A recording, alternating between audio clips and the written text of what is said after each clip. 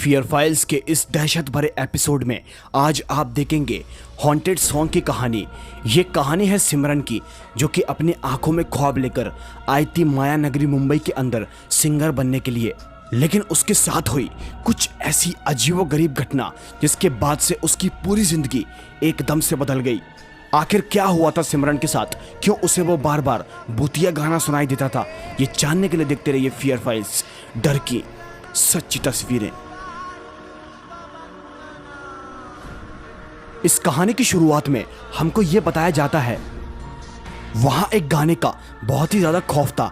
एक ऐसा गाना जिसे सुनने के बाद हर एक इंसान की ऑन द स्पॉट मौत हो जाती थी। लेकिन इससे भी ज्यादा हैरानी की बात तो यह है, मौत केवल उनकी होती थी जो नए लोग इंडस्ट्री के अंदर स्ट्रगल कर रहे थे। उसके बाद तभी हम सिमरन को देखते हैं, जो कि मुंबई में एक रेंट के घर के अंदर रहा करती थी। वो सुबह सुबह अपने घर के अंदर गाने सुन रही थी कि तभी इतने में उसका दरवाजा कोई नॉक करता है और वो जैसे ही दरवाजे को खोलती है तो वह पाती है कि उसके घर के बाहर कोई एलपी रखकर चला गया है। सिमरन फौरन ही उसको उठा लेती है। उसे ऐसा लगता है कि ये उसकी दोस्त दीपा ने उसके साथ मजाक किया होगा, क्योंकि वो अक्सर इस तरह की हरकत करती रहती थी। उसके बाद तभी सिमरन उस एलपी को सेट करके उस सॉन्ग को बजाने लगती है। वो गाना बड़ा ही अजीबोगरीब था। तभी वहां पर हवाएं चलने लगती हैं और उसको एक न्यूज़पेपर मिलता है, जिस न्यूज़पेपर के अंदर ये लिखा हुआ था, संगीत निर्देशक सोहन मोहन को अपनी नई फिल्म के लिए एक तलाश है नए गायक की। इस सब को पढ़कर सिमरन बहुत ही ज्यादा खुश हो गई, क्योंकि वो भी एक सिंगर थी और उसे भी चांस चाहिए था। खैर दोस्तों, उसके बाद तभी वो देखती है उसने अभी उस एलपी को बंद किया था, अब उस एलपी के अंदर दोबारा की से वही गाना बजना शुरू हो गया था। सिमरन थोड़ी सी शॉक्ड हो जाती है और फौरन ही जाकर उस गाने को बंद कर देती है और उसमें से एलपी को निकालकर वहां से चली जाती है।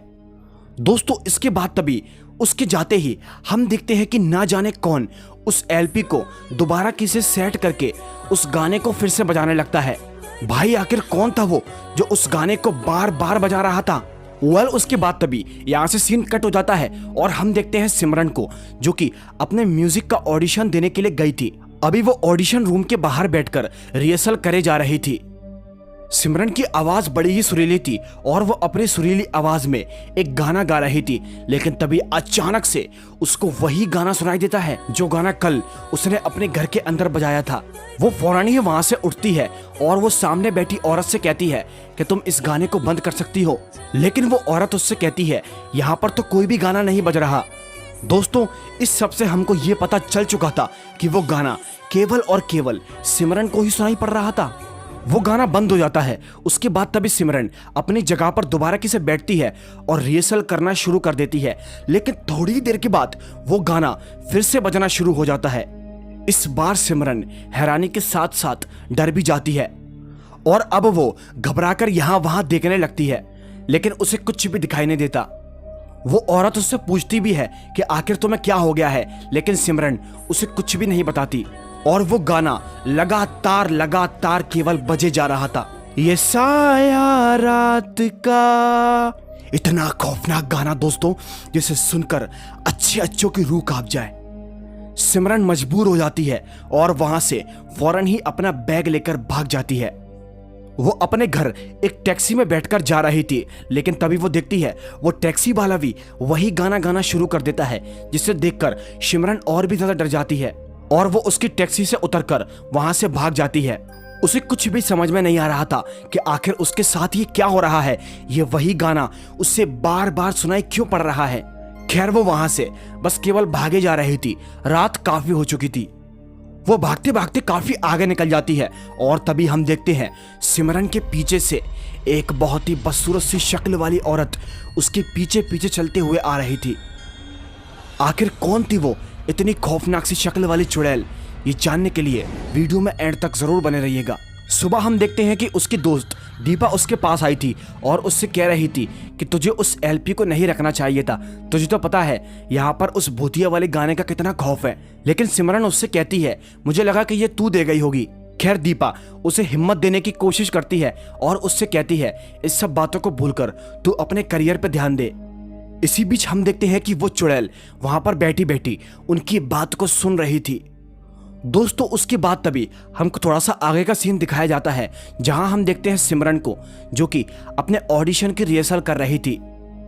रिहर्सल करते करते उसे कुछ आवाजें आती हैं और तभी वो उन आवाजों का पीछा करते करते जैसे उस कमरे के अंदर जाती है तो वो देखती है कि एक शीशा जिसके अंदर दरारें आ रही थी और वो टूटने वाला था। सिमरन उसे देखकर जरूरत से ज्यादा डर जाती है, लेकिन तभी वहां पर एक आदमी आता है और उससे कहता है, मैडम आज ऑडिशन कैंसिल हो चुके हैं, बारिश के मारे यहाँ पर कोई भी नहीं आया है, इसलिए आप कल आइएगा। ये सब सुनकर सिमरन को थोड़ा सा बुरा लगता है, लेकिन वो वहां से जाने लगती है। सिमरन जैसे ही अपने घर वापस लौट रही थी तभी लौटते वक्त उसको अपने आसपास किसी और के होने का एहसास हो रहा था और सिमरन जैसे ही पीछे मुड़कर देखती है तो उसे वही चुड़ैल दिखाई देती है। सिमरन उस चुड़ैल को देखकर काफी जोर से चीखती है और बहुत ही ज्यादा डर जाती है और वो इस सब को देखकर खुद को संभाल नहीं पाती, उसी जगह पर बेहोश हो जाती है। दोस्तों बस केवल अभी तक तो सिमरन को वो गाना सुनाई देता था, लेकिन आज सिमरन ने उस चुड़ैल को अपनी आंखों से देख भी लिया था। खैर उसके बाद उसको पता चला कि उसे गायक निर्देशक मोहन सोहन जी से मिलने का एक बार मौका और मिला है। तभी वो सारी पुरानी बातों को भूलकर एक बार ऑडिशन के लिए फिर से चली गई।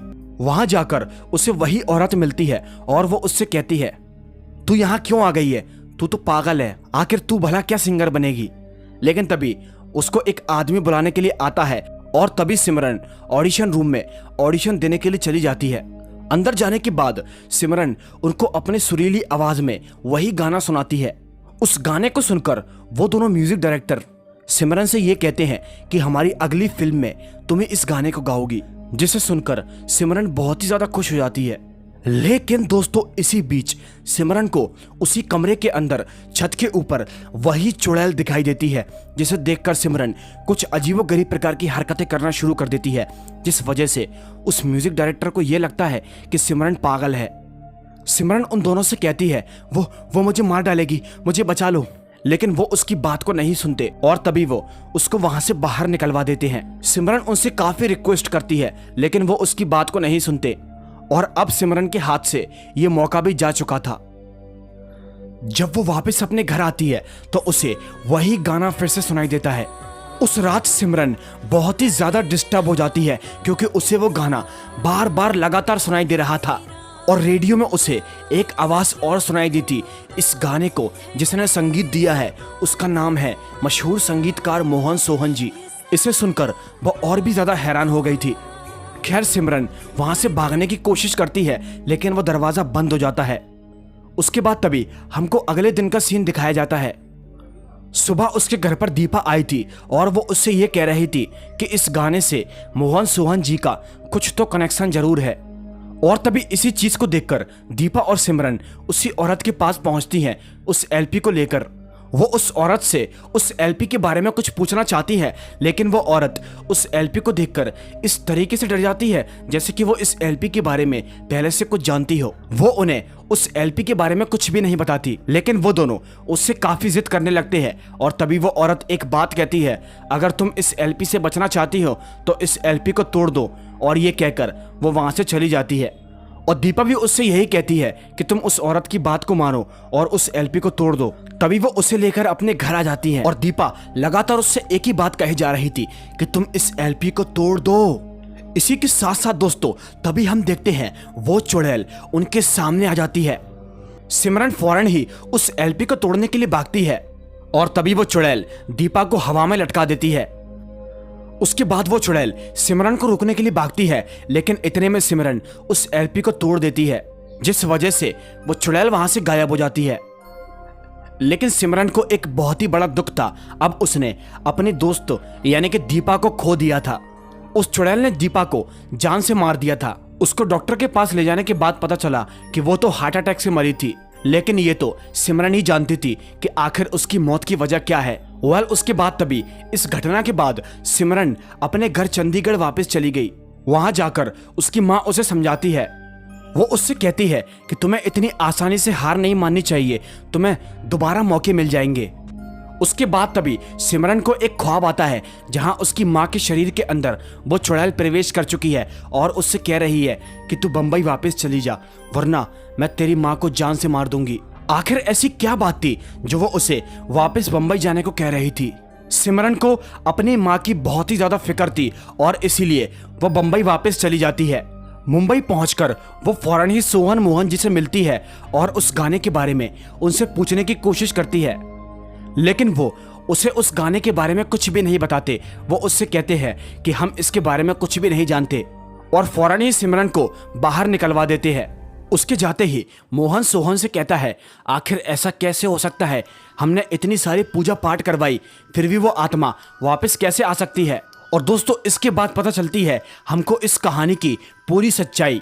आखिर वो चुड़ैल कौन है और क्यों बेवजह भटक रही है, इसकी सच्चाई अब आपको पता चलेगी। जो ये चुड़ैल आत्मा बनकर भटक रही है इसका नाम है उषा, जो कि आज से कुछ टाइम पहले ही सोहन मोहन जी के पास ऑडिशन देने के लिए आई थी। इन दोनों के अलावा इनके साथ एक और डायरेक्टर मदन भी था। इन तीनों ने उषा से ये कहा कि तुम्हारा सिलेक्शन हो चुका है और उसके साथ बहुत ही गलत काम किया। उनकी ऐसी घिनौनी हरकत को देखकर उषा ने उनसे कहा कि मैं तुम्हारा सच सबके सामने लेकर आऊंगी, लेकिन तभी उन लोगों ने उषा को जान से मार डाला। उसकी मौत के बाद इन लोगों ने उस एलपी को नष्ट करना चाहा, लेकिन वो एलपी वहां से गायब हो गई और तभी से वो आत्मा बदला लेने के लिए घूम रही है। लेकिन ये दोनों इस चक्कर में बच रहे हैं क्योंकि इनके गले के अंदर एक ताबीज डला हुआ है। उसके बाद तभी हम सिमरन को देखते हैं, जहां वो चुड़ैल उसके पास आती है और उसे अपने साथ बीती सारी कहानी बताती है और सिमरन से मदद मांगती है। सिमरन भी उसकी मदद करने को तैयार हो जाती है। तभी सिमरन सोहन मोहन के पास भागती है और उनसे कहती है वो आत्मा हम लोगों को ढूंढ रही है और वो तुम दोनों को जान से मार देगी क्योंकि तुम दोनों ने उसके साथ बहुत ही गलत किया है। वो उस ताबीज के जरिए खुद को सेफ समझ रहे थे, लेकिन सिमरन उनसे कहती है अगर वो आत्मा मेरे शरीर के अंदर आ गई तो तुम्हें तुम्हारा ताबीज भी नहीं बचा पाएगा। उसके बाद तभी वो तीनों के तीनों वहां से भागते हैं और तभी उन लोगों को उसी चुड़ैल की आवाज सुनाई देती है। सिमरन उनसे कहती है वो चुड़ैल यहाँ पर आने वाली है, इससे पहले कि वो मेरे शरीर के अंदर आए तुम मुझे ये ताबीज दे दो, जिस चक्कर में मैं तुम्हारी मदद कर दूंगी। उसकी बातों में आकर मोहन फौरन ही उस ताबीज को दे देता है, लेकिन सोहन ताबीज को देने से मना कर रहा था। पर मोहन फाइनली उसके गले के अंदर से ताबीज को निकाल लेता है और सिमरन को दे देता है। तभी हमको पता चलता है कि सिमरन ने जानबूझकर उनके गले से ताबीज को निकलवाना था क्योंकि उसे उषा का बदला पूरा करवाना था। और तभी इसी के साथ साथ उषा की आत्मा वहां पर आती है और सोहन और मोहन को जान से खत्म कर देती है। उनकी मौत के बाद उस आत्मा को इंसाफ मिल जाता है और उसका बदला भी पूरा हो जाता है। सिमरन की वजह से आज उसका बदला पूरा हो गया था और इस घटना के बाद सिमरन को ना तो वो गाना सुनाई दिया और ना ही वो आत्मा दिखाई दी। ये अपनी कहानी खुद सिमरन ने हमको सुनाई थी। इसी के साथ साथ उसने ये भी कहा था कि अब उसे कुछ फिल्मों में गाने गाने का ऑफर मिल चुका था और अब उसने एक म्यूजिक स्कूल खोल लिया है। इससे वो काफी खुश है। दोस्तों इसी के साथ साथ इस एपिसोड का दी एंड हो जाता है। आपको फियर फाइल्स की ये कहानी कैसी लगी मुझे नीचे कमेंट करके ज़रूर बताइएगा और वीडियो थोड़ी सी भी अच्छी लगी हो तो लाइक शेयर और चैनल को ज़रूर सब्सक्राइब करें। तो चलिए हम मिलते हैं आपसे फिर किसी एक नई कहानी में। तब तक के लिए बहुत बहुत धन्यवाद। Bye and C.